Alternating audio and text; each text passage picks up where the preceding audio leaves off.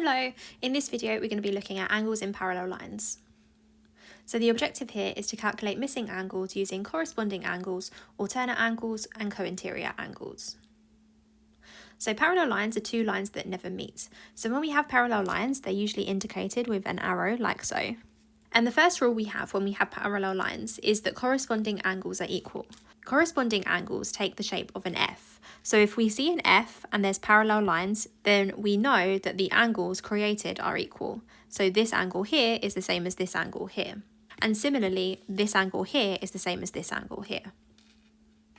So the second fact we have is alternate angles are equal. So alternate angles are in the shape of a Z. So if we see a Z shape with parallel lines, we know that this angle is the same as this angle. So if this was, say, 30, this would also be 30. It's important to know if we're in an exam, we have to use the correct terminology. So we have to use the word alternate angles are equal. If we call them Z angles, we're not going to get the mark. The third fact is that co-interior angles add up to 180. So co-interior angles take the shape of a C shape. So for example, if you see a C shape like this, the angles created add up to 180. So if this was 120, this one here would be 60.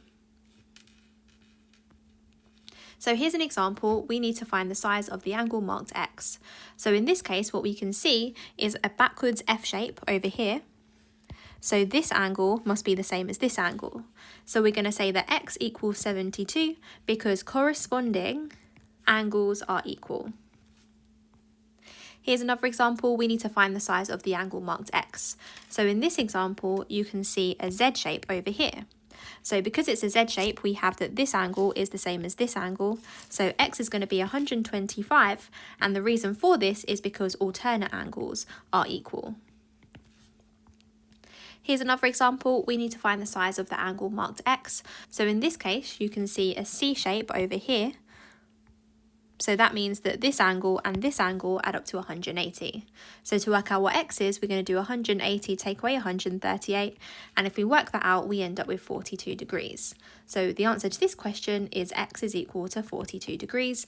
And the reason for that is because co-interior angles add up to 180. Here's another example. So we need to find the size of the angle marked X. So with this question here, it's not immediately obvious what X is. However, what we can do is just label some of the angles we know.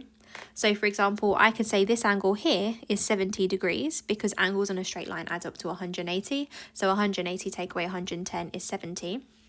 I could also say this angle here is 34 because vertically opposite angles are equal. So it's going to be the same as the 34 that it's opposite to. I could therefore work out what this angle over here is because we have a triangle and angles in a triangle add up to 180. So we can do 70 plus 34, which is 104, and then 180 take away 104, that is 76 degrees. So we can actually see what the answer is now because we have a very subtle alternate angle situation. So because we have alternate angles, because we have parallel lines, we can say that X must be equal to 76 because they're alternate angles. So X equals 76 because alternate angles are equal. So here are some quick fire practice questions on this topic. Pause the video, have a go at these, and I'll reveal the answers in a moment. Okay, well done if you managed to have a go at those. I've just displayed the answers, and that's everything for this video. So thank you so much for watching, and I'll see you again in another video. Bye!